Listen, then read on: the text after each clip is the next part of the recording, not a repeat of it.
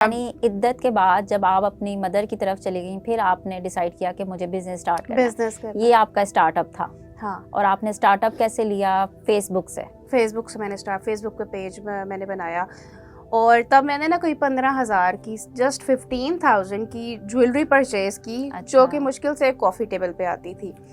तो मैंने जब लाइव किया ना, तो एक मेरी बहुत अच्छी फ्रेंड, जिसको मैं कहती थी ये मेरी बहन है, दोस्त नहीं है, वही आस्तीन का सांप कहते हैं ना, जिन पे आप ट्रस्ट करते हैं ना, वही कहीं ना कहीं आपको काट रहे होते हैं। तो उसने अक्सर लाइव में आ जाना, उसने कहना हाँ हाँ हाँ हाँ, तुमसे किसने चीज़ें परचेज करनी है, चीज़ें 2-4 रख के तुम लाइव आ गई हो और तुम कह रही तुम बिजनेस करोगी। ये वो मुझे बड़ी हर्ट, मैंने कुछ नहीं कहना, मैंने बड़ा हर्ट होना। अच्छा खैर, मैंने 1-2 लाइव सेशंस किए, कोई ऑर्डर नहीं आया, 2-4 किए, नहीं आए, महीना इसी तरह ही गुजर गया। मैंने कहा शायद वो सही कहती, मैं कुछ भी नहीं कर सकती, मेरे से कुछ नहीं हो सकता। तो फिर मैंने कहा कि नहीं यार, एक ट्राई और करते हैं। रात को 1 बजे का टाइम था, बच्चे सो रहे थे, मैं लाइव चली गई। जब मैं लाइव गई ना, तो मैंने अपने आप में देखा कि मैं आहिस्ता बोलती हूँ, मैंने अपना एक्सेंट चेंज करना है, थोड़ा मतलब जानदार किस्म का बोलना है कि लोग इंटरेस्ट लें, व्यूज़ आएँ।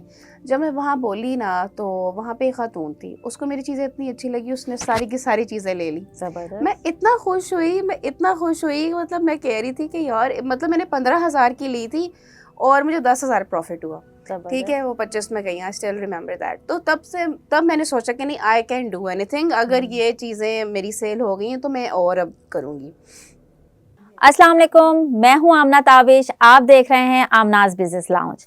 आज हमारे स्टूडियो में बहुत ही बासलाहियत खातून मौजूद हैं, जो कि एक रोल मॉडल है हमारे लिए, जो अपना ब्रांड चला रही हैं ना सिर्फ पाकिस्तान में, इवन इंटरनेशनली। हमारी इन खातून का नाम है माहा आसिफ और इनके ब्रांड का नेम है माहास कलेक्शन। इस माहास कलेक्शन में सिर्फ एक प्रोजेक्ट नहीं, बल्कि 2-3 डिफरेंट प्रोजेक्ट है जिसे ये लेकर चल रही हैं। आइए चलते हैं, इनसे मिलते हैं और इनकी स्टोरी जानते हैं, इनके ब्रांड से पहले कि इनकी क्या स्टोरी है। अस्सलाम वालेकुम मिस माहा। वालेकुम अस्सलाम। कैसी हैं आप? अल्हम्दुलिल्लाह। मिस माहा, आपके ब्रांड के मुतालिक हम बात करेंगे, माहास कलेक्शन, कि आप माहास कलेक्शन में किन प्रोजेक्ट्स को लेके चल रही हैं। लेकिन उन कलेक्शन से पहले हम जानना चाहते हैं आपकी स्टोरी, क्योंकि हमारा ये शो जो है, जो पॉडकास्ट है, ये है विमेन एम्पावरमेंट पे। तो मैं चाहती हूँ कि जो खातून हमें देख रही हैं वो आपसे जाने आपकी स्टोरी, और उन्हें यकीनन उससे हौसला भी कुछ ना कुछ मिलेगा। जी। अच्छा, मैंने अपना ब्रांड जो है वो स्टार्ट किया था आज से 4 साल पहले। और मेरे ब्रांड स्टार्ट करने के पीछे जो स्टोरी थी वो ये है कि मेरे हस्बैंड की डेथ हो गई थी। मेरी शादी बहुत जल्दी हो गई थी। मुझे याद है मैंने बीकॉम के पेपर्स दिए थे और उसके आफ्टर अ मंथ मेरी शादी हो गई थी। I was 21 when I got married. और 7 साल जो है मेरी शादी रही है। और उसके बाद बस मेरे हस्बैंड की डेथ हो गई। और मैं वो खातून थी जो मैं कहती थी कि मैं अपने शौहर के बगैर ज़िंदा नहीं रह सकती। अक्सर मुझे कभी ख्याल आ जाना ना कि या उन्होंने घर लेट आ जाना, तो मैंने कॉल्स करनी, उन्होंने अक्सर गुस्सा करना, कॉल्स क्यों करती हो, क्या हो गया, मैं मर तो नहीं गया था, क्या हो गया है, मैंने आ जाना था। तो मैंने कहना मुँह से ऐसी बात निकाली भी क्यों, मैंने नाराज़ रहना कितने कितने दिन। मतलब मुझे लगता था कि मैं इस इंसान के बगैर नहीं रह सकती। और उनकी जो डेथ हुई थी वो कार एक्सीडेंट में हुई थी। और वो ये बहुत सडन डेथ होती है। और मुझे याद है जब उनकी डेथ हुई तो और मुझे पता लगा ना, तो मैं बेहोश हो गई थी। मतलब मैं रो ही नहीं पा रही थी। एक बंदा जो घर से कहकर जाता है कि सब कुछ ठीक हो जाएगा, क्योंकि कुछ उनके बिजनेस क्राइसिस चल रहे थे, लॉस हुआ था, तो उन्होंने कहा कि महा अब सब ठीक हो जाएगा। मैंने अल्लाह के हवाले कर दी। और आपको 10 मिनट बाद ही कॉल आ जाती है कि वो इस दुनिया में ही नहीं है, तो वो आपका माइंड एक्सेप्ट नहीं करता। तो मुझे सारे कहें कि तुम जो है बेवा हो गई हो, तुम्हारे हस्बैंड की डेथ हो गई है। आई रिमेंबर मैंने नेल पेंट लगाया था, कुछ और तो थी वो नेल पेंट, उतारो तुम्हारा मियाँ फौत हो गया है। मतलब मुझे समझ नहीं आ रहा था। मैं कह रही थी कि ये मेरे साथ हुआ है या मैं कोई बुरा ख्वाब देख रही हूँ। मुझे ना, मैं नहीं एक्सेप्ट कर पा रही थी। मुझे याद है फिर मैं हॉस्पिटल लेकर गए, फिर डॉक्टर्स ने कोई इंजेक्शंस वगैरह लगाए, मैं सो गई। बस सुबह जब उनको गुस्ल वगैरह दिया और उठाया, तब उन्होंने मुझे, एक खातून थी उसने तो बाकायदा मुझे मारा, रो नहीं रही। और मतलब मैं फिर चीखी एकदम, मुझे यकीन ही नहीं आया कि क्या हुआ है। और बस फिर मैं डिप्रेशन में चली गई। वो ऐसा डिप्रेशन था कि रोज़ मैं स्लीपिंग पिल्स खाकर सोती थी। और मुझे नहीं होश थी कि मतलब मुझे नहीं था, मेरे 2 बेटे हैं कि मेरे बेटे हैं, मैंने उनको देखना है, मैंने सब कुछ छोड़ दिया था। मुझे ये था कि this is end of my life, बस ख़त्म होगी ज़िंदगी। तो वो जो 4 महीने 10 दिन इद्दत का टाइम होता है, वो कह लें कि एक एक दिन मैंने जिस तरह गुजारा ना, वो इस तरह था जैसे कैदी रिहा होने का वेट करता है और वो कहता है मैं निकलूँ इस चीज़ से। क्योंकि हमारा यहाँ पे ना, हम लोग वैसे बहुत इस्लामिक बनते हैं, लेकिन उन चीज़ों पे बनते हैं जो हमसे रिलेटेड होती हैं, जिसमें बिल्कुल। हमारा फ़ायदा होता है। ऐसे वैसे है। हम ये नहीं देखते कि अल्लाह माफ़ करे, अगर किसी के ऊपर ये वक्त आया तो वो भी इंसान है। मतलब मेरे जो नंदे थी, मेरी जो इन लॉज थे, दे वर सपोर्टिव, उन्होंने सपोर्ट किया। लेकिन कुछ जाहिल औरतें ऐसी थी कि नहीं, इसको कमरे में बंद कर दो, इसको कुरान पाक दे दो, इसको डार्क कलर्स के कपड़े नहीं पहनाने। और मुझे मतलब मैं ऐसे लग रहा था कि मैं पता नहीं शायद कितनी बूढ़ी, मतलब मैं ऐसे हो गई थी जब मैं अपने आप को एंड शीशे ऑफ में लाइफ। देखती थी ना। मतलब मैं कहती थी ये मैं वही हूँ। बच्चों का मुझे नहीं पता था, कभी अम्मी ले जाती थी, कभी, बस मुझे नहीं याद। 2 महीने बाद मुझे अब तक याद है कि मैं वापस किस तरह आई। वो मैं इस तरह आई कि मैं बेड पे लेटी हुई थी और मेरा छोटा बेटा जो था ना, वो 1 साल का था। अच्छा। मेरा बेटा 1 साल का था और वो मैं लेटी हूँ ना, तो मेरे पैरों के पास ना मेरे पैर टच कर रहा था और वो चाह रहा था कि ये मुझे उठाए। मतलब मैं बिल्कुल छोड़ दिया था, मैं अपना आप ही नहीं संभाल पा रही थी। तो पता नहीं उस दिन क्या हुआ, जब मैंने उसकी हालत देखी ना, तो वो बहुत बुरी हालत में था। उसको बहुत तेज़ फीवर था, फ्लू था, बुरे कपड़े पहने हुए थे, किसी ने उसको नहीं देखा और वो बुरी तरह नोज़ी बह रही है। और मैंने जब उसको देखा ना, तो मैं कोई 5 मिनट गौर तक ही देखती रही। तो मैंने कहा नहीं, ये मेरी औलाद है, इसको मैंने देखना है। पता नहीं उस दिन बिल्कुल। मुझे क्या हुआ, उसको मैंने गोदी उठाया, प्यार किया और बस ना कुछ आया मेरे अंदर के अल्लाह ताला ने एक पावर दी कि नहीं माहा, तुमने हार नहीं माननी। और फिर मैंने हिम्मत की। फिर मैं उस चीज़ से बाहर निकली। फिर जहाँ पिल्स मैं 2-2 खाती थी, वहाँ थोड़ी कम लेना शुरू की कि नहीं, मैंने अब यानी इस 2 चीज़ को माह तक आप छोड़ना है। पिल्स के सहारे थी, आप स्लीपिंग पिल्स लेती थी? मुझे और डिप्रेशन बहुत बुरा हो गया था ना, मतलब मुझे लगता था मेरी ज़िंदगी ख़त्म हो गई। मतलब मुझे ये याद है, मैं कह रही थी कि मैं कहती थी मुझे भी मौत आ जाए, वो हो गया तो मैं कैसे ज़िंदा रहूँगी। मतलब बहुत अज़ियत में थी मैं। फिर मैंने अल्लाह ताला के साथ अपना कनेक्शन बिल्ड किया। मैंने मुझे औरतें ये कहती थी जब पास बैठना, हाय अल्लाह इसकी किसी बड़ी उम्र वाले के साथ शादी कर देना जब इसकी इद्दत ख़त्म हो जाए, या इसके इतने बुरे नसीब।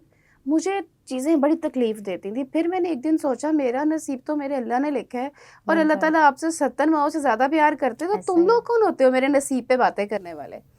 बस फिर मेरी इद्दत ख़त्म हुई, फिर मैं अम्मी की तरफ आ गई। मेरे 2 भाई हैं, अम्मी हैं, फ़ादर की डेथ हो गई हुई है। भाइयों ने बड़ा सपोर्ट किया इमोशनली। उन्होंने कहा कि नहीं, गाड़ी चलानी नहीं आती थी, उन्होंने कहा मार दोगी मार दो, गाड़ी चलाओ, तुमने करना है, तुम जो फ्रेंड्स वगैरह से मिलो। बहुत उन्होंने बहुत संभाला मुझे, बहुत ध्यान रखा।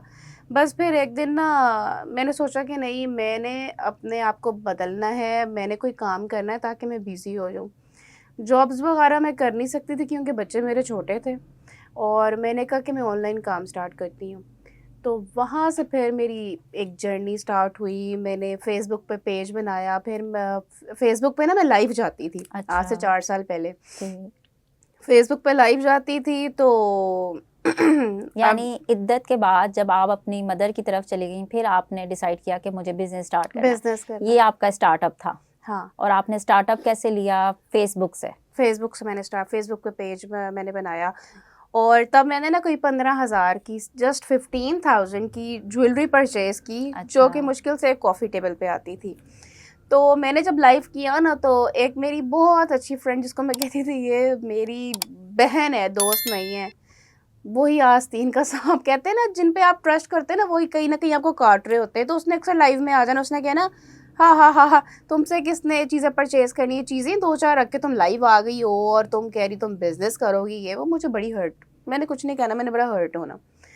अच्छा खैर, मैंने 1-2 लाइव सेशंस किए, कोई ऑर्डर नहीं आया, 2-4 किए, नहीं आए, महीना इसी तरह ही गुजर गया। मैंने कहा शायद वो सही कहती, मैं कुछ भी नहीं कर सकती, मेरे से कुछ नहीं हो सकता। तो फिर मैंने कहा कि नहीं यार, एक ट्राई और करते हैं। रात को 1 बजे का टाइम था, बच्चे सो रहे थे, मैं लाइव चली गई। जब मैं लाइव गई ना, तो मैंने अपने आप में देखा कि मैं आहिस्ता बोलती हूँ, मैंने अपना एक्सेंट चेंज करना है। थोड़ा मतलब जानदार किस्म का बोलना है कि लोग इंटरेस्ट ले, व्यूज़ हम्म। आए। जब मैं वहाँ बोली ना तो वहाँ पे एक खातून थी, उसको मेरी चीज़ें इतनी अच्छी लगी, उसने सारी की सारी चीज़ें ले ली। जबरदस्त। मैं इतना खुश हुई, मैं इतना खुश हुई, मतलब मैं कह रही थी कि यार, मतलब मैंने 15,000 की ली थी और मुझे 10,000 प्रॉफिट हुआ। ठीक है, वो 25 में गई, आई स्टिल रिमेंबर दैट। तो तब मैंने सोचा कि नहीं, आई कैन डू एनीथिंग, अगर ये चीज़ें मेरी सेल हो गई हैं तो मैं और अब करूँगी। वहाँ से फिर मैंने 25,000 की फिर और दोबारा इन्वेस्टमेंट की, करते करते करते वो एक महाज कलेक्शन एक मेरे ब्रांड का नेम है। फिर आगे मैंने रेजन आर्ट पे काम किया, फिर मैंने रेजन आर्ट बाय महा जो है वो लॉन्च किया, उसमें आप कोई भी चीज़ें कस्टमाइज़ करवा सकते हैं।